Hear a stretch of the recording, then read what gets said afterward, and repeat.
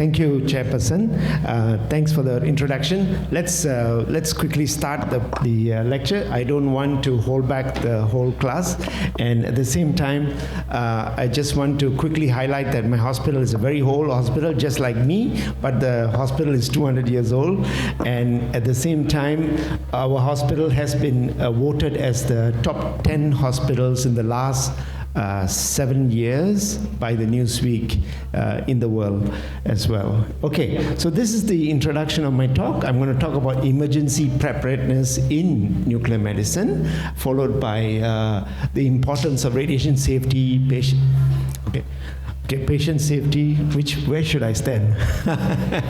Okay, radiation safety, patient safety and compliance as well, and common emergencies that we can have in nuclear medicine. So when the organizers gave me this talk, I had never given this talk before, so it took me a while to create the presentations, but I think it's a good exercise because now I know to put it together, all those things. Now I realize that there are about 6 categories of emergencies that can happen in nuclear medicine. The first one I will spend a bit more time because it's a more something that occurs, whereas if you look at the last three, 4, 5, 6 occurs to any department, macam radiation oncology or radiology or even orthopedic department as well. So, but let's start the process. Now, the first thing is incident summary, radiological contamination, loss of source. Patient vomit after taking radioiodine treatment. Now, patient takes a radioiodine treatment. It takes about 2 hours before the radioiodine actually becomes part of the blood system. But in the first 2 hours, it is still in the gut. It is slowly being absorbed from the gut, right? And so if the patient vomits, all the radioiodine will also come out of the patient as well. So the floor was contaminated. There was a breach of protocol because staff walk inside, all their kaki all kena contamination, all the shoes also get contamination. So we did a root cause analysis. There was inadequate patient preparation. The patient was not given a basin to vomit, right? So that was not given. And then lack of protective measures, absence of a waterproof layer for the floor. The floor didn't have waterproof layer. You see, it had a kind of a carpet, and the carpet allowed the radioiodine vomiters to go through the carpet into the floor below, right? So this was not acceptable.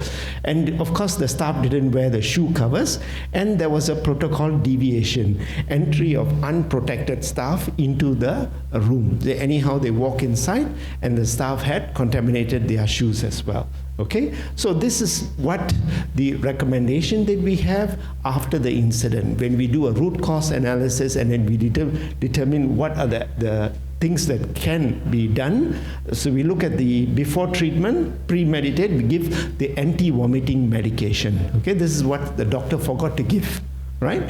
And second, room setup, perhaps you need to make it waterproof floor as well. And then the staff protocol, strict adherence to PPE, waste management, as well as post-incident. Right. The second incident occurred in an interventional radiology room. Now, interventional radiology room is used to sometimes treat patients with liver cancer, right? So how we do it is you take yttrium-90 and inject it into the tumor. And this is generally done by interventional radiologists who finds a patent route from the groin area to the liver, and then the nuclear medicine physician injects the yttrium-90 Certec, for example, right? So it's a common practice for unresectable hepatic carcinoma, all right? So that is done, but what happened was the Y90 spill in IR. Now, nuclear medicine, all of you are familiar with spill management, but when it happened in IR, they all don't know how to handle this spill, right? So there was a lot of issues. This is the kind of apparatus that we use for yttrium-90 delivery. So this is where the yttrium-90 is, and then you inject it, and basically sent by force into the tumor, right? So what happens is that this paper basically tells about there are 11 occlusions. That means the yttrium 90 gonna clot up together, and there are 5 cases of one spill. So this is basically what has happened in the past. Right? So I looked at the literature, and they said 800 deliveries. Most of them are due to the clotting, for example. This yttrium 90 is a kind of a spear. It's a solid spear. It becomes very clogged up, and then it spills out of the patient. Right? So this kind of thing can happen if you don't agitate this compound in very quickly, and if you don't take care of precautions, and if you don't take care of the procedures, the correct procedures doing, this kind of spill can happen as well in the interventional radiology. So after the thing happened, we create a SOP, we do a root cause analysis to find out what is the cause of this accident and find the root cause, that means the main reason why it happened, right? So after that, we come up with an emergency action card. So what to do if something like this happens again. So this has happened 2 times in my lifetime, okay, in the interventional radiology. The first time, it was a disaster because there was contamination outside, and the interventional radiologist shoes were all contaminated, and it took me about 2 days to bring the room around. That means I couldn't use the interventional suite for 2 days. Thereafter, we can start using the room, right? So that was that. And so this yttrium 90 treatment is a safe, from a radiation safety perspective for delivery. We do about 6 cases of this yttrium 90 per week in Singapore. And the radiation exposure to the staff is low and well within the annual dose limit or extremity limits. The contamination risk is also low in the sense that it happened 2 times in the last 15 years, right? So in that sense, it is low. Mitigation control, management of contamination needs to be planned. You need to have a decontamination kit inside the interventional radiology suite as well, okay? And we need to train the interventional radiology staff to how to manage a spill, because nuclear medicine staff, they are aware of the spill, how to manage a spill, but not the IR staff, right? So another contamination, it happens in the laboratory where a staff was trying to handle a liquid radioiodine and about 5.5 GBq. And basically what happened was the spill location was a countertop. That means on the floor. Okay, looks like I cannot walk. All right. So basically what happened was that if you look at the lower picture, if you see the floor, what he did was he tried to hold the vial with the neck, around the neck of the vial, and it broke. Right? And the bottom, the vial basically fell. The glass portion fell, and it contaminated the floor as well. So that's what happened. And so the immediate response was the RSO, the nuclear medicine technician, and the physicist basically contained the bulk. So try to make sure that whatever that is not spilled is salvaged and disposed as radioactive waste. Contaminated shoes, clothing removed, and skin discontaminated. The radiation protection, we gave a sodium iodide or potassium iodide, capsule to the staff because we didn't want the staff's thyroid to be affected. So we gave a KI tablet. And for 48 hours, we monitored the staff's thyroid. Then we contaminated was transferred to the waste room, and we found that the room had a very high exposure of 50 millisieverts. We couldn't treat that. We didn't bother cleaning further because there was a fear that we will contaminate ourselves further. Right? So we stopped using that room. We used another room to dispense radioiodine for our patients. Okay? But if we didn't have that, what we would have do is we would put a paper over the contamination and continue to use the room. Okay? So that was the follow-up and evaluation. The thyroid of the staff who was affected was monitored for 48 hours, and we decided that the pharmacy should contain or should keep potassium iodide tablets so that it can be used during an emergency such as this to prevent for radiation protection. And of course, the room was cleared once the contamination and the dose rate was within safe limits. Okay, so the action after the accidental spill is we notify the RSO. This is just a summary of what the steps should be. Staff remove shoes and put on overshoes. That means put cover over the shoes as well. And all other staff moved to another preparation room. The RSO monitored the staff and found no contamination. The floor was cleared according to SOP, and then plastic layer placed so as not to prevent contamination. Right? So this is something, nobody wants to have an accident, but if it happens, we must be prepared to know how to handle it so as it doesn't become a big problem. Okay? Another contamination learning points is effective contamination control. So one needs to work out how to effectively do a decontamination. This case highlights challenges when contamination exceeds routine levels. Because remember the earlier slide, we had 50 millisieverts of radiation. Right? So it's a very high level of radiation. So it's above the normal range. The normal range is about 0.2, 0.4, 0.6, or even 1 microsievert of radiation per hour. Right? But this was very, very high. So recommended strategies: use more robust containment tools. That means you need to have a basin, a metallic basin, so that even if the spill, even if there's the vial drops, it drops within a contained level, and we can put it away and use another containment vessel. So if you are using an L shield, put a container inside there, a metal container, which on top of it you put a paper as well. So the paper can be disposed of as well. So the containment, also you must have a spare somewhere so that if it becomes contaminated, quickly change it and continue the operation. Removal of contaminated equipment, specialized survey techniques in high radiation environments. Now, all of you are familiar with using these survey meters. Now, the survey meters sometimes, when you point towards a radiation, you don't know what you're measuring because the ambient radiation can be high. So we need to create kind of a collimator for the survey meter so that it can be focused. Right? So we also have a device where we put a survey meter on a trolley, and we pull the trolley along, and the survey meter is about 2 centimeters from the floor. It doesn't get contaminated by the floor, but at the same time it is able to tell us, pinpoint to us, which is the highest radiation point. Because it's very difficult to determine the exact location of the spill, because everywhere the radiation is high. Okay, so number 2, radionuclide therapy transfer to ICU. We had so far in the last 20 years, we had 2 patients, RAI patients, whose health became worse, and they had to be transferred to ICU. One of them was a lady, a 40-year-old lady who had a cardiac arrest. Right? So we had to bring her to the ICU. But the ICU staff were not trained to handle radioactive patients.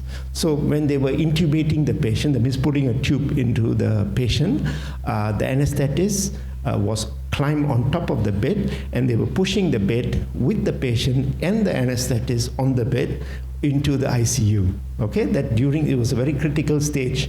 But the anesthetist was pregnant.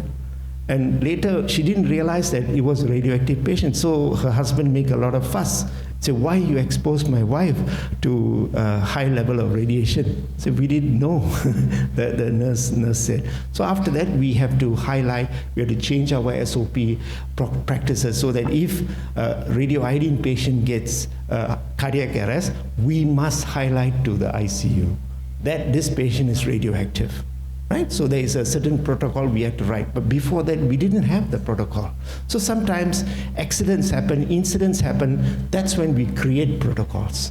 Right? So as a result, so that when it happens again the next time, we are able to manage it better. Right. So this is to doctors attending to resuscitation, code blue, were notified of the radiation hazard in these patients. There's something that we need to highlight so that if it's a pregnant anesthetist or nurse, they can step aside and allow the other staff to handle. But in that exercise, we actually checked whether the anesthetist was contaminated. She was not. And we also estimated her exposure as well to be well within the range. So there was no need. So that's what we explained to her and the husband as well. So the distance from the patient is the primary means of reducing exposure. You can't really use shielding for radioiodine because of the fact that it's a high energy gamma emitter. So specific PPE were necessary to mitigate this radiation exposure. Basically, we are looking at contamination control. So something like this would be useful. PPE can be removed. Now, when you remove a PPE, this is the sequence of removing the PPE. You take out your outer gloves because it's the most likely to be contaminated. Second, remove the gown. Third, remove the cap, then the mask, then the shoe cover, then lastly, the inner gloves, because the staff is wearing 2 gloves, right? So these are the decontamination kit, and if you can see the right pictures are basically a patient on kidney dialysis machine in the ICU, and they're actually clearing the CRRT fluid from the patient, right? The nurses is clearing it, and of course we may need to treat this as radioactive waste. Okay? So ensure death. Okay, now is the worst scenario is when a patient with radionuclide therapy dies. Okay, when that happens, we have to look after the body, and we need to do the last, what do you call it, the last office. So we need to check the radiation at the same time, and they have certain requirements like iodine 131 for burial, what is the maximum allowed, etc. And of course, they don't do cremation in Indonesia, but in some other countries, like in Singapore, we do some cremation of some other religious faith. So next, extravasation of radiopharmaceuticals. The lessons we learn is we must check the patency. This is another kind of incident which is quite common. Right? If we didn't check the patency of the vial of the cannula and we inject it and it's extravasated. Extravasated means it's in the location and it doesn't go into the systemic circulation of the patient. So that scan could not have been done. Right? So these are the lessons that we learn in extravasation. Monitor for signs of infiltration, exclude patients on immediately reporting unusual sensation, and avoid allowing personal items like handphone, because the handphone was also contaminated in this process, okay, during this extravasation. See, normally when we are dealing with cancer patients, their veins all collapsed as well. So it's very difficult to, find a good vein for injection as well. And sometimes the cannula may have been placed in the morning, but the afternoon they come for scan, the cannula is already occluded, right? So we need to test the cannula with saline, and also for both ways, try to see if we can remove the blood as well before we can use this for injection. So some of the recommendations are consider routine post-injection injection site imaging. So we also make sure that where you inject, whether it's here or here, you also image and see whether there's a high level of activity in the scan, okay, in the bone scan, for example. And conclusion, event underscores the importance of continuous observation, clear protocols by the radiographer, and we also don't want a situation where only one radiographer is in the scanner room, but rather we need to have at least a pair so that they can help each other. Okay? And we want to highlight the take-home message for extravasation is value of operating help in assessing the management condition. So if the radiographer is about to inject, but he or she feels that it is not very confident, maybe something's wrong with the patient, right? Please stop, don't do the injection. Check, ask the nurses who are experts, right? To check whether there is the patency is there. If not, please reset the cannula again, so that you can do the injection. So when in doubt, please be cautious, okay? Doesn't matter, even if you delay half an hour, it doesn't matter. It's better that we know that we are able to prevent a extravasation. So involvement and support of the accident A&E department is important, because sometimes the extravasation may need to be removed by sometimes plastic surgery or from the A&E to remove this the spill. Why? Because sometimes if you are dealing with high levels of radioactivity, it can give a small little beta burn, right? So that is something. But otherwise, radiopharmaceutical extravasation is not as serious as CT contrast extravasation. Okay, so what I want to say for point 1 to 3 is these are the points that I want to highlight. Importance of comprehensive training. So training needs to include all aspects like extravasation, spill of radioiodine, spill of technetium, spill of radiopharmaceutical on the baju of the staff because of the back pressure, or on the staff, etc. Right? So all these are the possible scenarios, and good communication and coordination needs to be around for all the staff in the department, between nurses, radiographers, doctors, and the physicists as well. And lastly, preparation enhancements, regular drills. As I mentioned earlier yesterday as well, you need to practice this as well, okay? So perhaps don't repeat the same scenario-based drill on a regular basis, but change your drills. Maybe today you do a spill or bone scan, okay? Another day, another year, you can do a spill of radioiodine. Another year you can do lutetium spill. It's like a drill, right? Exercise. So the takeaway is the collective support is more resilient radiation safety program capable of managing complex situations. Just like the military does a lot of exercises, right? Like recently in Sumatra, I think there is about 5 different countries, Singapore, Indonesia, Army, have doing practice, right, exercise. So like that, we have to do these exercises as well in the hospital, in our Department of Nuclear Medicine, okay? So that you are proficient, you are able to, when something happens, you are able to respond better and faster as well.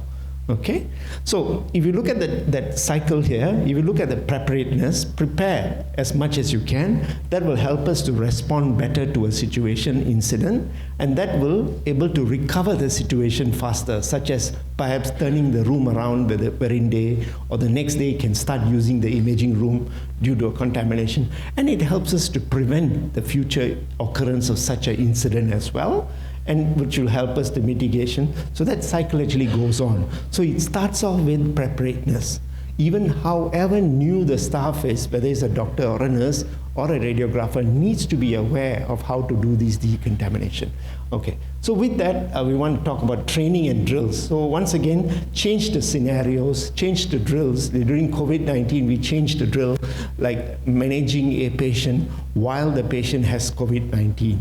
Okay, so that sort of drills will help us to improve the emergency. And of course, this is assuming that the casualty is radioactive due to not technetium, but maybe with cesium or cobalt-57 or something like that. So the staff are actually wearing all these kind of suits, and we also use mannequins to do this kind of assessment. Okay.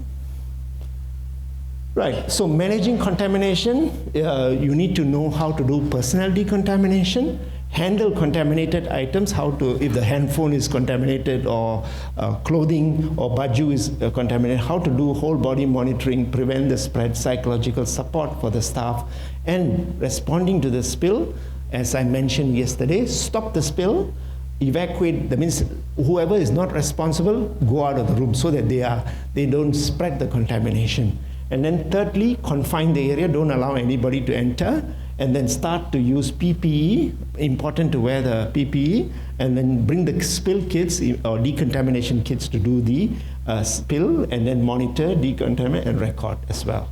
So this is how we can do a decontamination. I'm not going to go through this. The sequence itself is quite good enough. If there is contamination that you cannot clear, please put this kind of paper. This is waterproof on the blue color, and that the absorbent side is able to absorb over the spill, so it will prevent a removable contamination. These are the items that regular items that you can keep in close proximity to every room that is a possibility, and you need to check, because when you want to use it, hilang, all the items are gone. So you need to have a check. So physicists will really go and check it on a monthly basis or annually basis.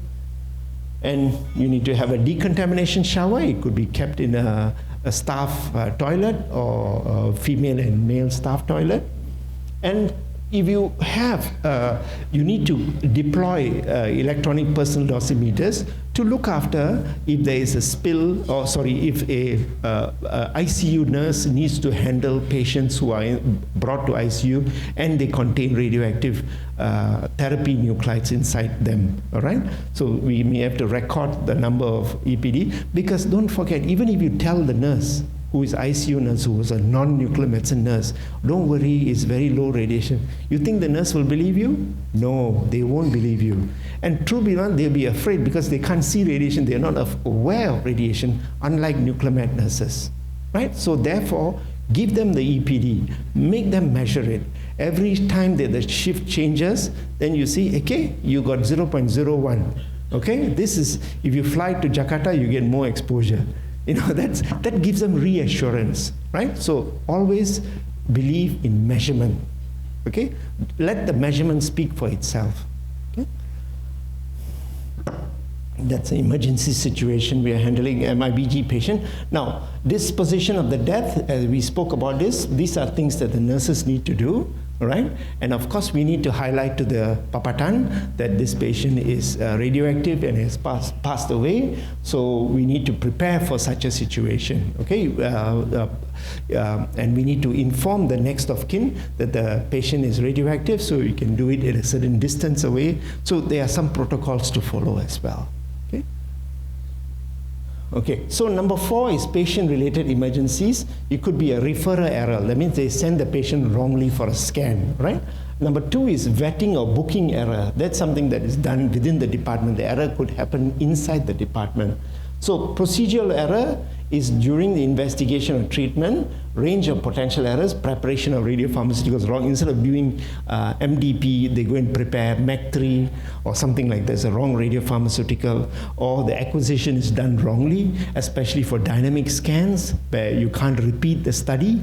Perhaps you have lost the data. So these things means that the patient has to be called back again for another scan, right? So this is reportable. In Singapore, at least, you need to report to the authorities, MOH, as well as the Papatan, the local Papatan in Singapore, that such an incident happened, and they will ask you for explanation why it happened, who, and all those things you need to highlight. And within 48 hours, we need to highlight this to the Ministry of Health and our local Papatan as well. So the reporting error, the diagnostic ANM, the report errors may be categorized as things so that they can improve on the situation. The idea is not to find fault, okay? The reason why we report is to improve so that the next time you can prevent this kind of incidents from happening. That's the reason why we want to report. Okay, so this is a summary. The other system error, that means potential source of error, usually related to the system. That means a lot of work for the staff, inadequate resources, they don't have enough staff, enough materials, and communication error. And if you look on this side, is other patient-related error is nuclear medicine needs to look after the following as well: allergic reactions of the patient, movement during imaging, so that may affect the imaging and you may have to repeat the study. And thirdly, post-therapy safety, especially for radionuclide therapy, and then emergency care, post-injection. So these are different types of errors that can occur. And of course, one good thing is that the radiopharmaceuticals that we inject in nuclear medicine are not something that causes an allergic reaction on patients, except for lung scan maybe, because we're using MAA. Otherwise, it doesn't result in any adverse effect on the patient. So number 5, I want to talk about equipment failure, power failure. So of course, these are things which are not just confined to nuclear med, but also throughout the hospital as well, okay? I'm not going to spend much time. Security and loss of sources. Now, you have radioactive sources. The basic safety standards, GSR Part 3, states very clearly how you need to store these sources. they need to have 2 levels of safety. What do you mean by 2 levels of safety? That means the door must be locked, where you keep the source inside, and when you enter the door, there must be another lock. Okay, it could be a drawer, it could be a cupboard, but that must have a lock as well, right? So there must be minimum of 2 levels of security. And at the same time, you may have to use CCTV footage, okay, 24-hour surveillance, because any of the sources get lost is a big issue, all right? It's not so much as for the hospital, but the industrial use of radioactive sources, they have much higher activities like iridium-192, cesium-137, cobalt-60, etc. These are much more issue, but we also in the department have small sources, and we do not want to get them lost as well. So in summary, I want to say that the best practices for materials and infrastructure is needed. Ensure availability of appropriate materials for the room preparation, decontamination, personal protective equipment. All that must be sufficient amount, must be available so that you can deploy them, use them during an incident that when it happens. Reassess and restock the supplies. Once the accident is over, you need to restock it. That means you need to get some more items. For example, the potassium iodide, once it's depleted, you want to make sure that the pharmacy gets new set of supplies as well. Just like your equipment, when you use a part, that additional part needs to be ordered so that the stock can be kept. Lastly, I want to highlight the upgrade the infrastructure. Use flooring that is waterproof. Okay, when you are dealing with radionuclides, something that can help us to prevent the contamination and also enables easier and more effective cleaning as well. And I cannot stress enough training and as well as education. This is extremely important. None of us learn any of these in school. In school, they don't teach us how to do decontamination. But this is something that you need to learn and practice and practice and practice in your department so that it becomes second nature to you. Okay, it becomes something that you can do even with one eye closed, okay? Without your RSO, without your physicist next to you, all right? You must be able to do that as well. And training and exercises, regular drills to test the emergency. The basic safety standards says that every staff who is dealing with radionuclides needs to be aware of it and need to have an annual competency.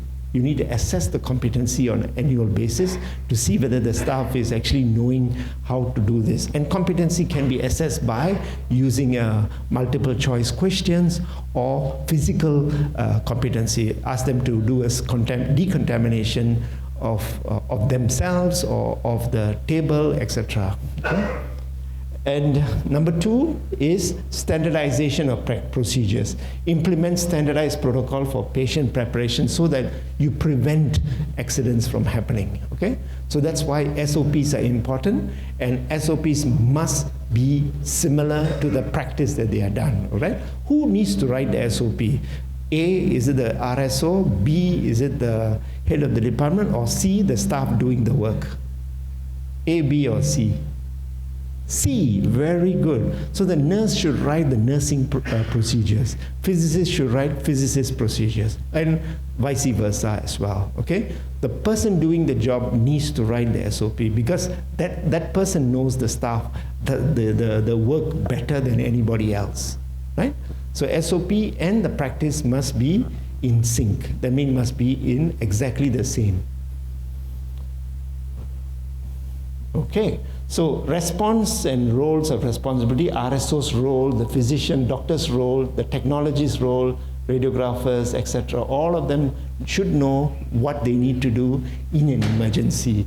And if you look at the red box, a continuing effort to reach the highest standard of practice influenced by every member of the multifaceted nuclear medicine team. So nuclear medicine team has got many people, chemists, physicists, etc., right, nurses. All of them must work as a whole so that you can mitigate and solve a situation, an incident, or for that matter, they can prevent an incident from happening again. So roles and responsibility of nuclear medicine service delivery are interconnected as a team effort, as I mentioned, and after each player playing the specific roles. So the physicists would do a special role, perhaps it's a measurement. Then the nurses can do the decontamination, or the radiographer can do the certain other things, right? So we don't have enough staff in our department. We never will have enough staff. So we need to empower everybody, and we need to use the skill sets of every staff to help us. So I think that's my last slide, I believe. Okay, that's a... Yeah. Chairman, do I have any time?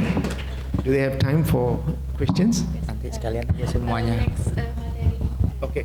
Open question.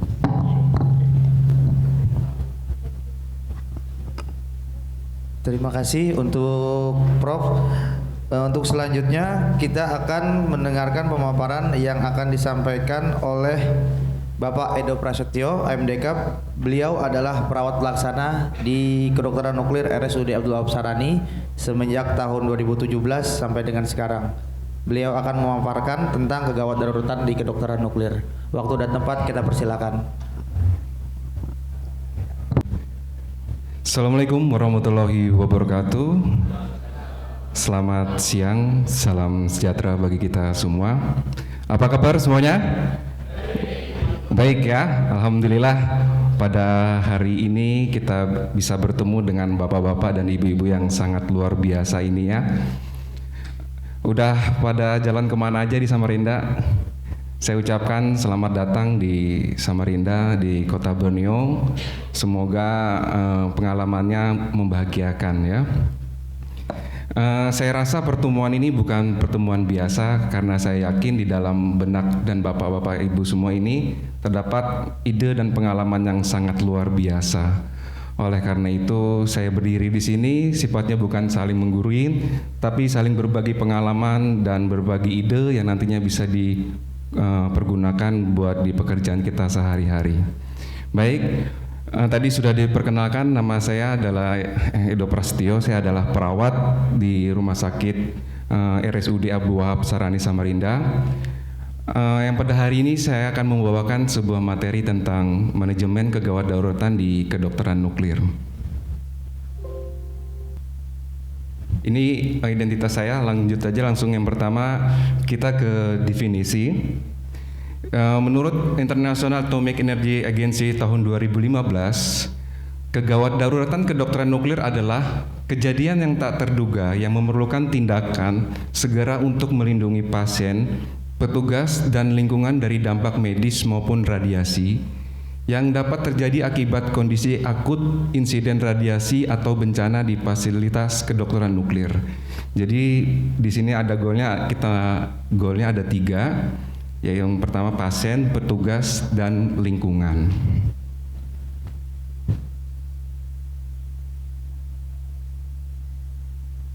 Ya, menurut Bapeten tahun 2025, kegawat daruratan di kedokteran nuklir dapat disebabkan oleh beberapa hal. Yang pertama ialah paparan radiasi yang berlebihan. Paparan radiasi yang berlebihan batas aman dapat menyebabkan kerusakan pada jaringan organ dan tubuh. Yang kedua ialah kecelakaan radiasi. Kecelakaan yang terkait dengan penggunaan bahan radioaktif dapat menyebabkan paparan radiasi yang tidak terkendali. Baik, yang tiga ialah kerusakan peralatan. Kerusakan peralatan yang digunakan dalam prosedur kedokteran nuklir dapat menyebabkan paparan radiasi yang tidak terkendali. Ya, yang terakhir ialah kesalahan prosedur. Kesalahan prosedur dalam menggunakan bahan radioaktif dapat menyebabkan paparan radiasi yang tidak terkendali. Ya, ini menurut WHO tahun 2017, jenis kegawat daruratan di kedokteran nuklir ada 3. Yang pertama ialah kegawat daruratan berdasarkan klinis. Contohnya misalnya ialah henti jantung, henti napas, reaksi alergi berat terhadap radiofarmaka.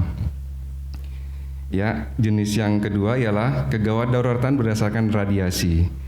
misalnya tumpahan radioisotop, kontaminasi radiasi, dan kebocoran sumber radiasi. Yang ketiga ialah kegawat dauratan non-medik, misalnya kebakaran, gempa bumi, atau ledakan di area fasilitas nuklir. Ini ada beberapa contoh tindakan keperawatan dalam situasi darurat di kedokteran nuklir menurut Bapeten tahun 2015. Yang pertama, jika terjadi situasi darurat ialah tindakan keperawatannya yang pertama ialah mengisolasi area yang terkena kecelakaan radiasi untuk mencegah penyebaran radiasi ke area lain. Yang kedua, menghubungi tim darurat untuk meminta bantuan dan dukungan dalam menghadapi situasi darurat. Yang ketiga, menggunakan alat pelindung diri seperti jas pelindung, masker, dan mencegah paparan dari radiasi.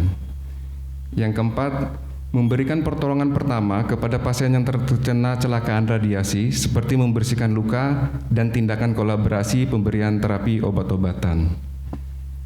Ya, contoh tindakan keperawatan yang berikutnya ialah mengukur tingkat radiasi di area yang terkena kecelakaan untuk menentukan tingkat keparahan kecelakaan. Yang keenam, menginformasikan pasien dan keluarga tentang situasi darurat dan tindakan yang akan diambil. Ya, yang terakhir ialah mengikuti prosedur darurat yang telah ditetapkan untuk menghadapi situasi darurat di kedokteran nuklir.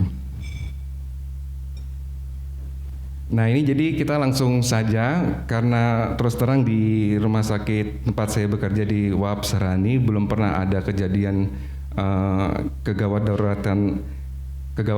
Jadi saya membuat contoh kasus. Jadi ini ada contoh kasus kegawat dauratan berdasarkan klinis. Ini ada seorang pasien laki-laki 65 tahun datang untuk pemeriksaan SPM, sidik perfusi miokard, menggunakan radiofarmaka teknisium sistem IB di instalasi kedokteran nuklir. Pasien memiliki riwayat penyakit jantung koroner dan hipertensi. Jadi bapak-bapak, kronologisnya seperti ini. Pasien menjalani tahap stres test menggunakan treadmill sesuai protokol. Setelah mencapai target denyut jantung, diberikan injeksi radiofarmaka TC teknisium sistem IB. Saat proses pemantauan pasca injeksi, pasien mengeluh nyeri dada disertai sesak napas. Beberapa detik kemudian, pasien kolaps di kursi tunggu. Pemeriksaan cepat menunjukkan tidak responsif terhadap panggilan dan rangsangan nyeri. Tidak ada napas normal, nadi karotis tidak teraba. Pasien dinyatakan henti jantung atau cardiac arrest. Nah, jika kita mengalami ada pasien yang seperti itu, tindakan keperawatannya mungkin kurang lebih yang pertama-tama kita akan mengaktifkan code blue. Panggil tim resusitasi rumah sakit dan petugas paparan radiasi. Jadi teman atau kita sendiri memanggil panggilan tim resusitasi code blue di mana terjadi kegawat dauratan di ruangan kedokteran nuklir, misalnya di ruangan pemeriksaan jantung. Sambil menunggu tim code blue datang, kita lakukan langsung resusitasi jantung paru RJP sesuai protokol AH tahun 2020. Yang kompresi dada 30 kali, kedalaman kurang lebih 5 cm, kecepatan 100 sampai 120 kali per menit. 2 kali ventilasi bantuan dengan back valve mask. Jika tim code blue datang, sebaiknya wajib menggunakan APD seperti apron, pelindung tiroid, kacamata, masker, handscoon bersih, penutup alas kaki, dan penutup kepala. Segera pasang AED defibrillator, lakukan analisis irama dan defibrillasi bila diperlukan.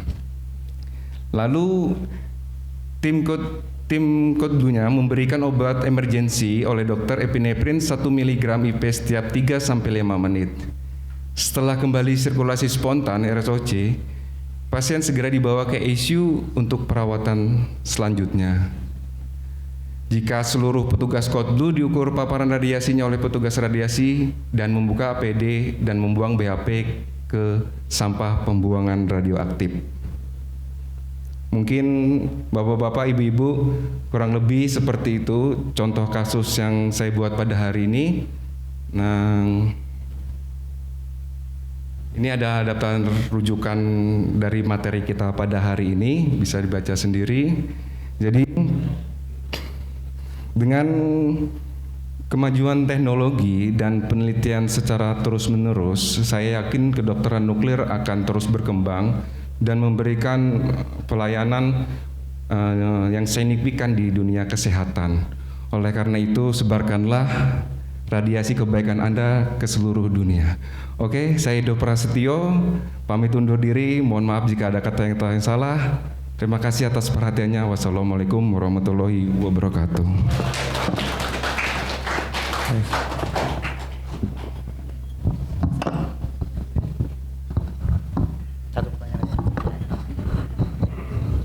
Baik, untuk bapak-bapak dan ibu-ibu, saya membuka sesi pertanyaan, tanya jawab untuk kepada kedua pemateri. Apakah ada yang ingin bertanya? Baik, Ibu.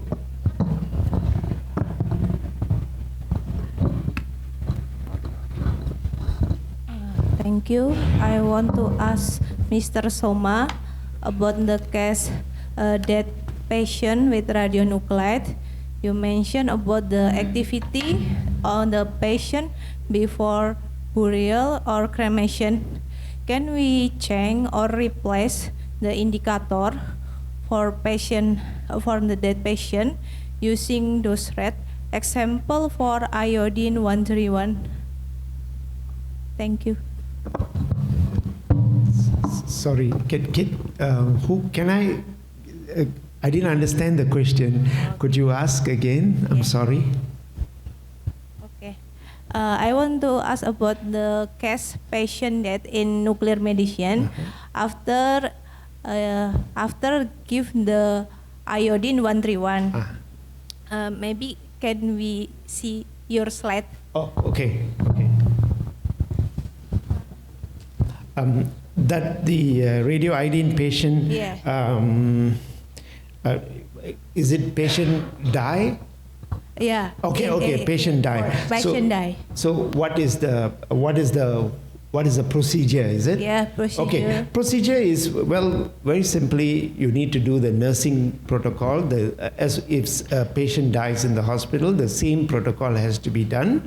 Of course, the PPE of the patients need to be important. One needs to wear the proper PPE over your nursing gown.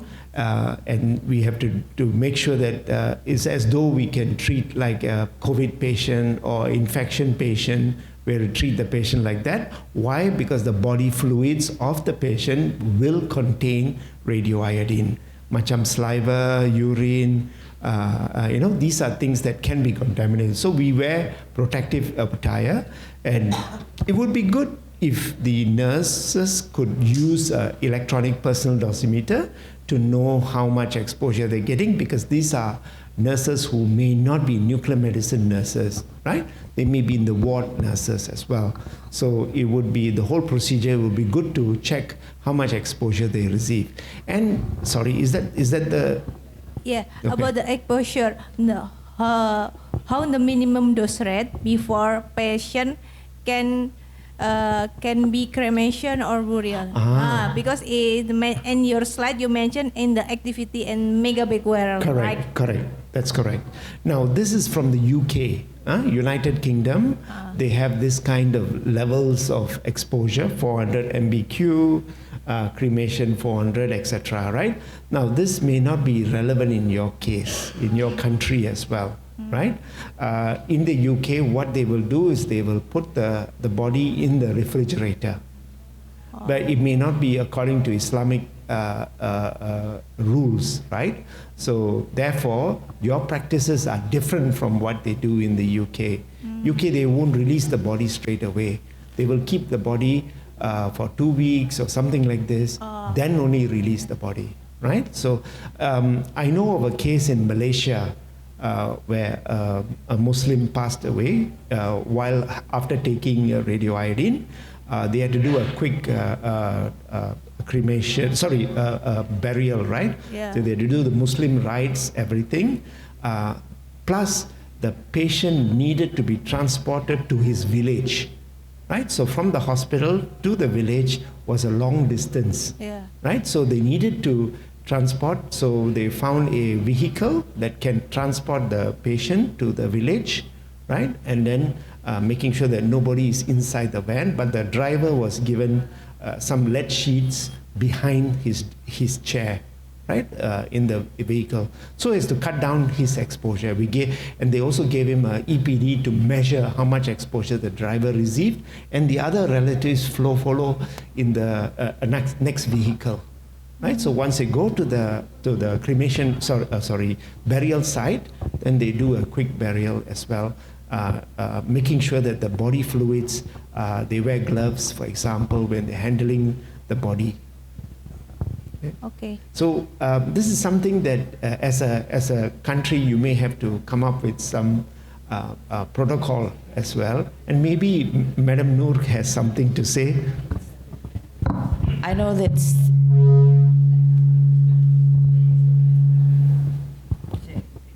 sorry, oh it's okay. I know that it is easier, lebih mudah kalau kita dalam bentuk paparan. Ada di protokol, I don't know what is the TRS, the safety repository for release patient. Ada caranya gini. Jadi kalau pasien itu pas mau pulang, ada jarak 1 meter, itu kita ukurkan. Pas awal setelah terapi diukur berapa, kemudian setelah mau pulang itu berapa. Itu sebenarnya bisa dikonversi ke paparan. Akhirnya kalau kita if you look at the ICRP or IAA safety report series, there is some what do you call it, like table. For iodine it's easier because you can calculate from the activities into the exposure. Then when you got the exposure, we can count back to the activities. That's the way. There is a method in, yeah. I can't remember this one come from safety repositories or in ICR. So absolutely right. So what we do for in cases who pass away, we always bury. We don't even if the patient religion allows him to be cremation, we don't allow cremation because we don't want the radioactivity to contaminate the chimney of the crematorium. Therefore, we say must burial. So we get a good a normal wooden coffin for non-Muslims, and then they put and then do the burial. No, make sure that the next of kin does not give unnecessary exposure. So the RSO actually explained to the next of kin how to cut down his and her exposure, radiation exposure. Rare case, something similar to COVID-19. COVID-19, when a COVID-19 patient pass away, we have to have some requirements. So same way, infection control is kept at bay, can work for radiation contamination as well. Yeah? But at the same time, if the next of kin receive a certain exposure, it's acceptable because they remember the ICRP also says when you have radionuclide therapy patients, the next of kin or the relatives and the friends can receive as much as 5 millisieverts of radiation. Okay, so during the funeral process, it's acceptable for the next of kin to receive some radiation. Okay, thank you. Sudah baik, Bapak Ibu, satu lagi. Yang oh ya, boleh. Pak Ido. Oke. Mau tanya sedikit. Di proses kedaruratan itu kan Anda menjadi bagian dari protokol kedaruratan itu sendiri. Enggak, saya cuma pengen tanya, apakah di dalam proses kedaruratan itu kan nanti ada perawat yang terlibat. Nah, si perawat itu dapat pendos gitu nggak sih? Dapat maksudnya Kalau pekerja radiasi kan memang dia sudah dapat TLD, tapi perawat yang terlibat itu apakah dia pekerja radiasi atau perawat biasa? Jadi gini Bu ya, jadi memang pengalaman di kedokteran nuklir memang ada sebagian perawat itu yang sudah mengikuti paparan radiasi PPR Bu ya. Jadi beliau mungkin bisa memegang surveimeter gitu Bu, masih berhak bisa memegang surveimeter. Tapi dia punya TLD nggak? Ada TLD? Ada Bu. Oh ya, oke. Ada. Itu pertanyaan saya. Artinya perawat yang terlibat adalah benar-benar perawat dari nuklir ya, bukan perawat dari tempat lain. Iya. Iya. Betul ini. Oh iya. Iya. TLD. Oke, makasih. Iya. Itu aja saya pengen tanya. Terima kasih. Bener Bu. Iya, baik Bu.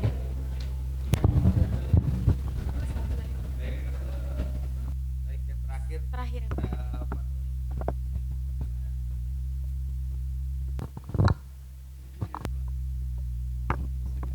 Assalamualaikum warahmatullahi wabarakatuh. Saya sebenarnya kepingin ini aja sih, karena ketepatan saya tidak melihat ada Permenkes terbaru terkait penanganan emergensi, ya kan? Karena yang saya tahu 2 tahun yang lalu kita sempat membahas itu di Jogja. Yang waktu itu PJ-nya Dr. Risma ya kalau nggak salah. Dan kita nggak tahu perkembangan Permenkes itu bagaimana. Tadi saya jujur hari ini berharap yang dipaparkan Mas Nurse Edo itu adalah tentang Permenkes itu. Tapi saya tidak tahu ya ujung-ujungnya Permenkes itu bagaimana. Jadi kalau misalnya itu tadi dijelaskan, mungkin pertanyaan Bu apa tadi? Bu Nur. Bu Nur ya. Bu Nur tadi mungkin terjawab. Karena di situ jelas ketika terjadi emergensi siapa yang masuk duluan, kemudian perimeternya bagaimana, siapa yang mengatur siklus petugas yang keluar masuk, bagaimana penghitungan dosis orang yang keluar masuk segala macam. Itu kan jelas di Permenkes itu seharusnya.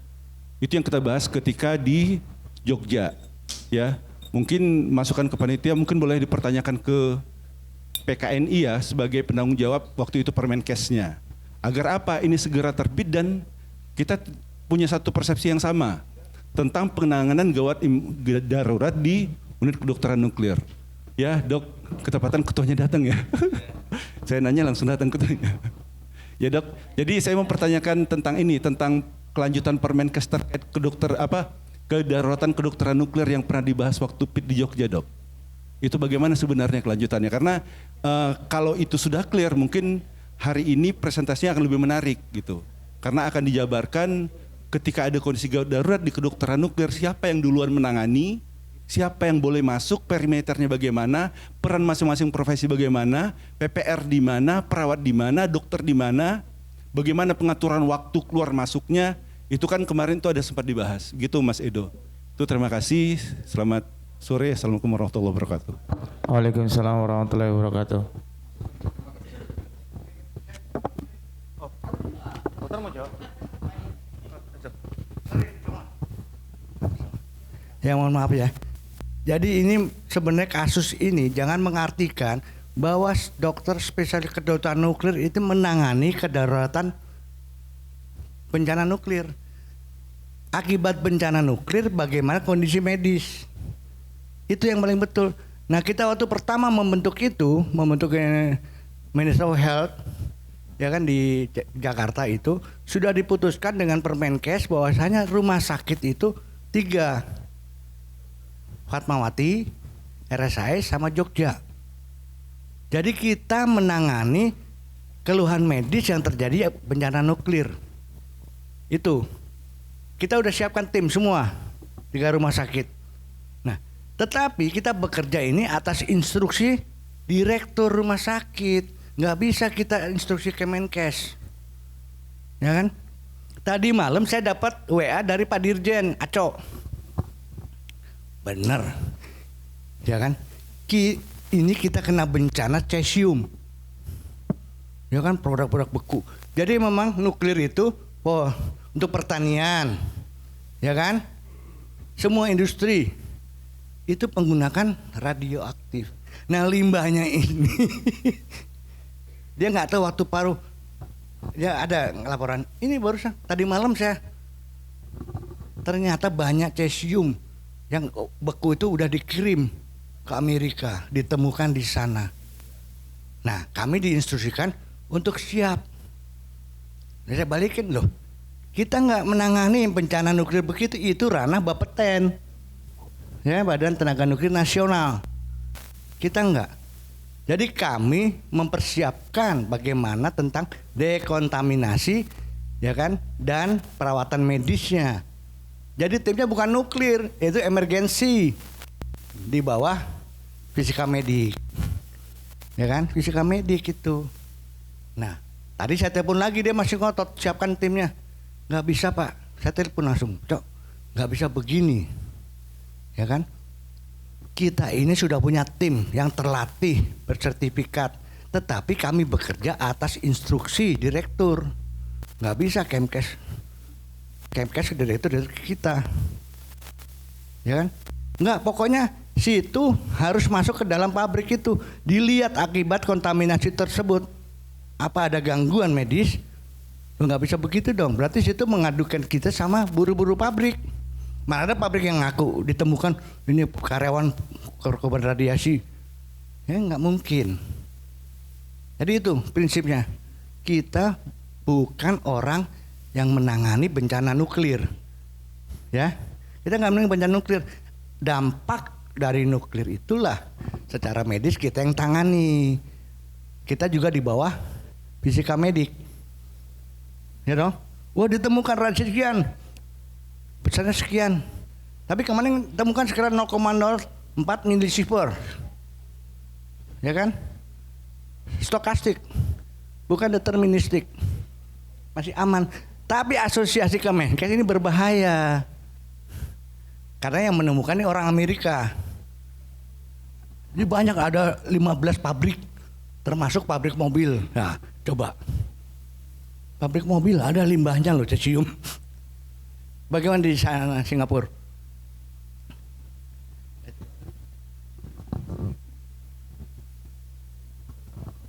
Thank you. Saya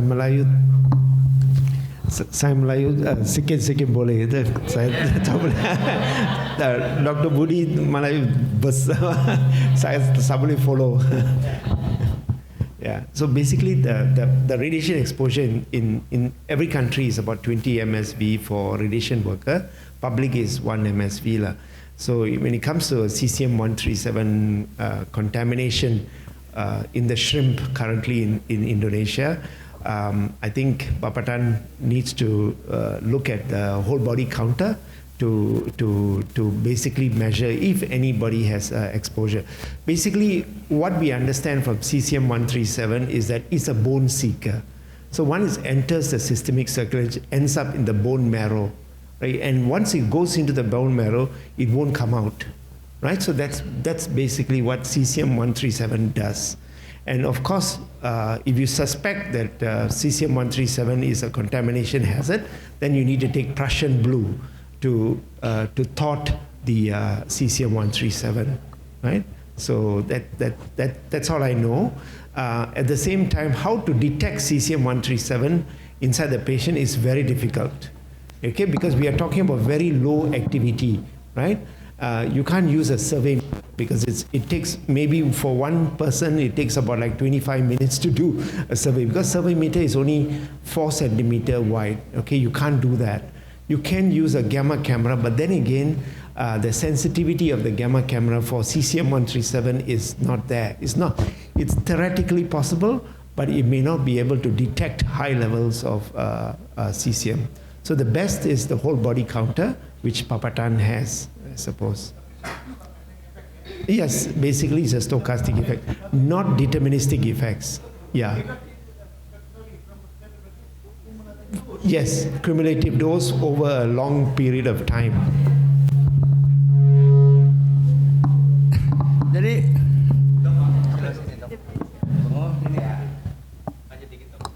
oh gitu ya? Enggak.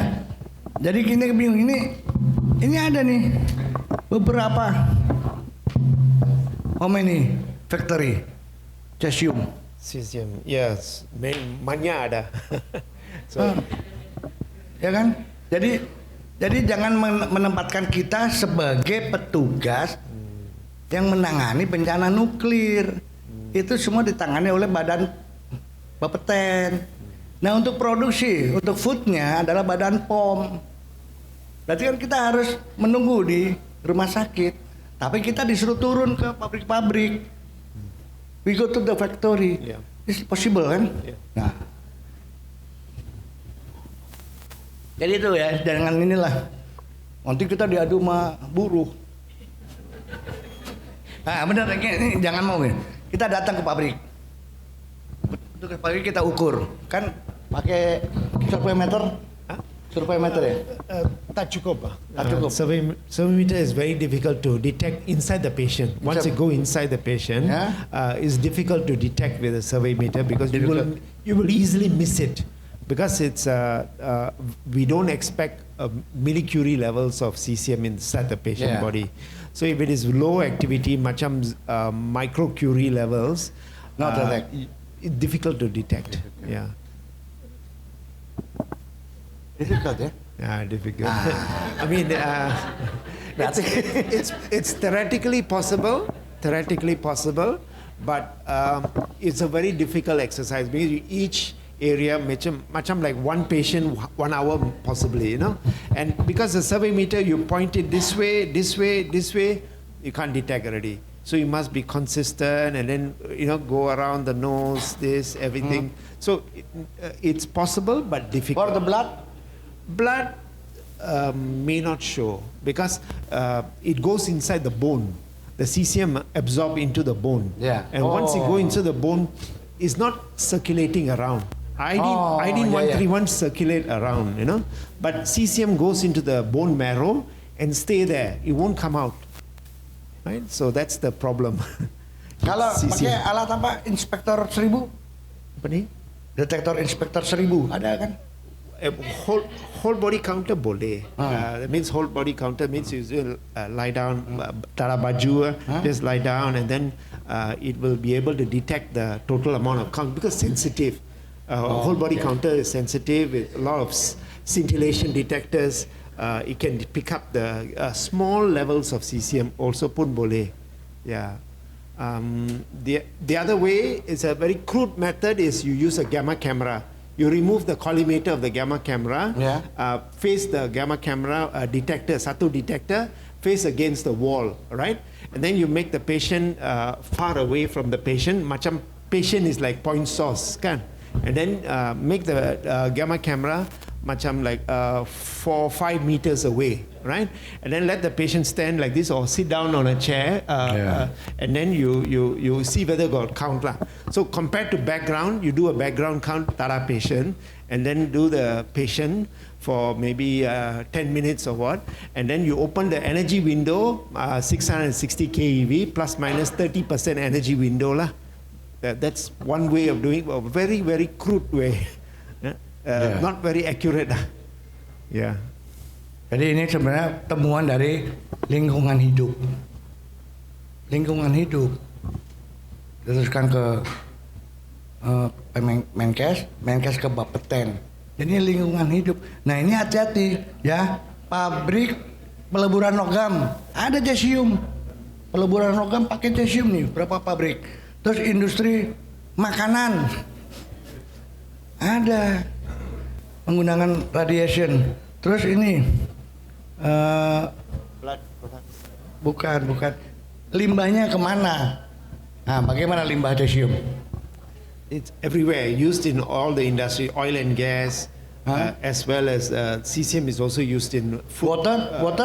Water, not so much, but oil and gas industry they use cesium. The soil has cesium as well, but naturally occurring cesium in the soil. That is natural background. That is in this case, it's not danger. No. This one is certainly industrial source. Industrial source. Jadi tidak berbahaya, not danger ya. Benar sih. Ya, not danger. Silakan. Itu mau tanya tuh. Terima kasih. Saya dari Bapeten ingin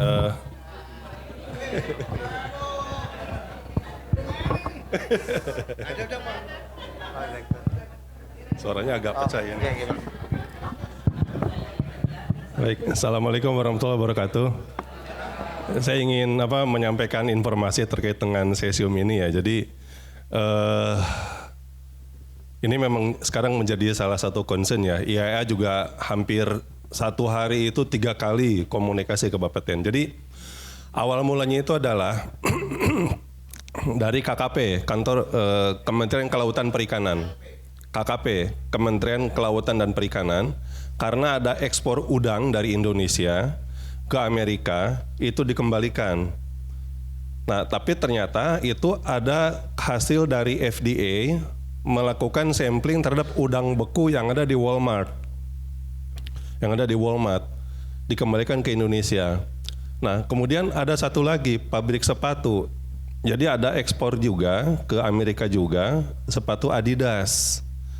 Kalau itu betul di RPM-nya Amerika, jadi di Amerika di pelabuhannya dipasang RPM, Radiation Portal Monitoring. Jadi begitu kontainernya lewat, itu langsung berbunyi detektor radiasinya. Betul itu terpapar. Nah, kemudian dinotifikasi ke IAEA, kemudian Bapeten diberikan instruksi langsung. Nah, kami saat itu langsung koordinasi dengan Kementerian Lingkungan Hidup, dengan KKP juga, dengan Bareskrim ke lapangan.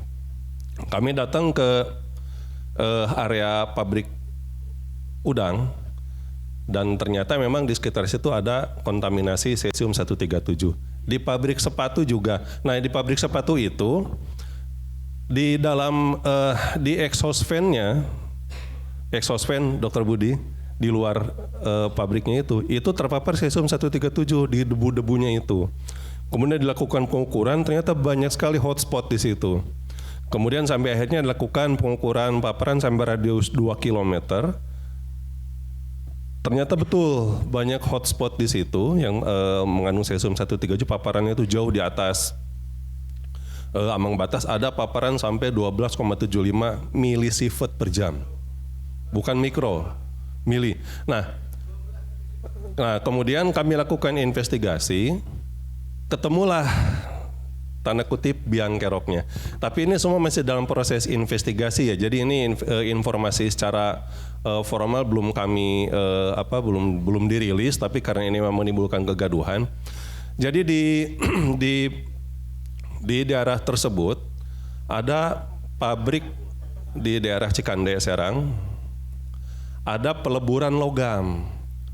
Jadi peleburan logam itu dia mendapatkan material besi-besi bekas, nanti dilebur gitu ya untuk kaki kursi, untuk sendok garpu dan lain-lain logam gitu. Nah, rupanya materialnya dia itu mengandung cesium. Cesium kan bentuknya tahu ya Bapak Ibu ya, salt, garam. Itu mudah larut dalam air.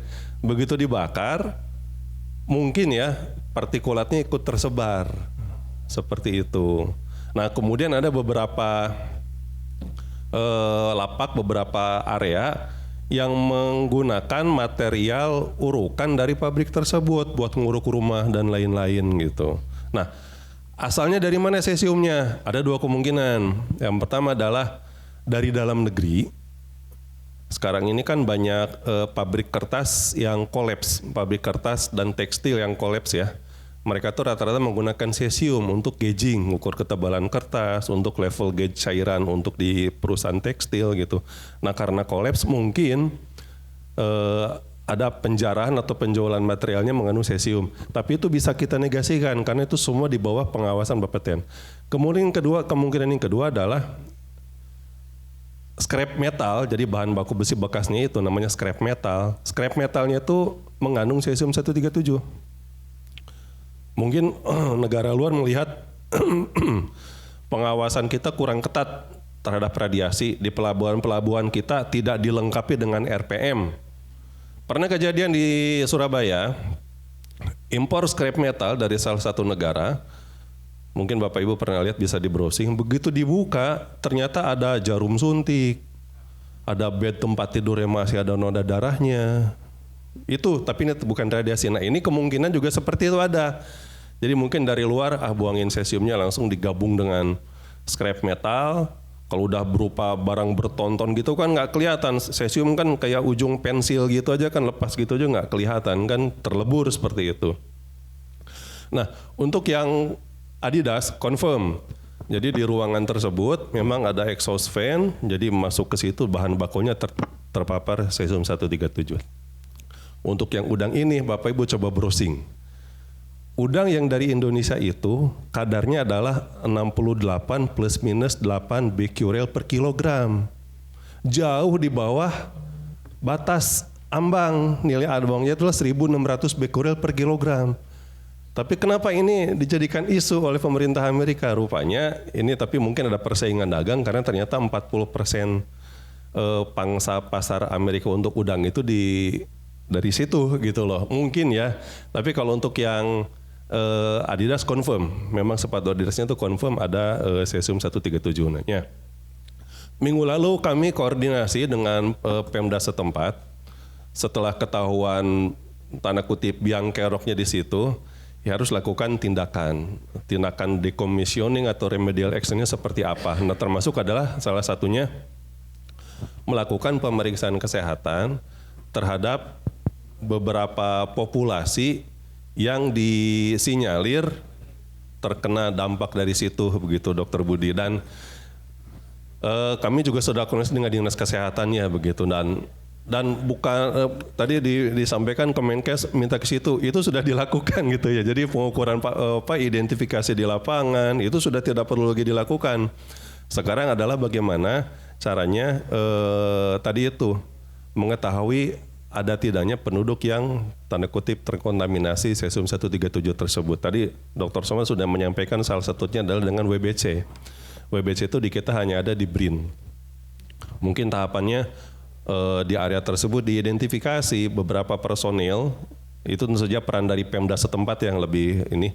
Nanti dilakukan sampling, dilakukan WBC, yang confirm barulah dilakukan pemeriksaan lanjutan. Mungkin dirasa perlu aberasi kromosom dan lain-lain seperti itu. Jadi seperti itu Bapak Ibu ya kondisinya.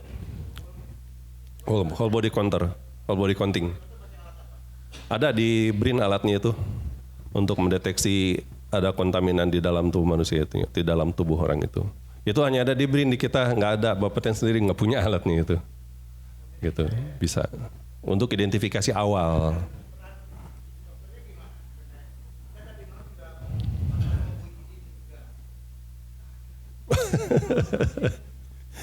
Ya terus terang kalau untuk peran dari ininya saya kurang begitu paham ya. Tapi yang jelas kan harus lakukan pemeriksaan lanjutan terhadap yang suspek tersebut, apakah memungkinkan dilakukan aberasi kromosom, karena kalau pengalaman kami untuk yang aberasi yang pernah dilakukan selama ini itu untuk yang kecelakaan radiasi yang mendapatkan dosis sampai 700 gray. Yang pernah ada kecelakaan radiasi di Morowali, pekerja nggak, yang di Hasan Sadikin juga, dok, itu kan jelas-jelas ya sudah terpapar gitu, bisa dilakukan abrasi kromosom, hasilnya confirm. Nah kalau ini apakah itu mungkin perlu diskusi lebih lanjut lagi setelah hasil WBC-nya positif, apa kira-kira yang visible dilakukan begitu? Apakah memungkinkan mengeluarkan cesiumnya dari dalam tubuh? Begitu ya, kalau saya tidak salah itu kalau sebelum 2 tahun itu masih memungkinkan. Nanti akan keluar lewat keringat, cuman saya lupa metodenya seperti apa gitu loh. Memungkinkan kalau yang pernah saya baca itu sebelum 2 tahun masih bisa keluar lewat keringat katanya, seperti itu. Mungkin itu. Ya, makasih.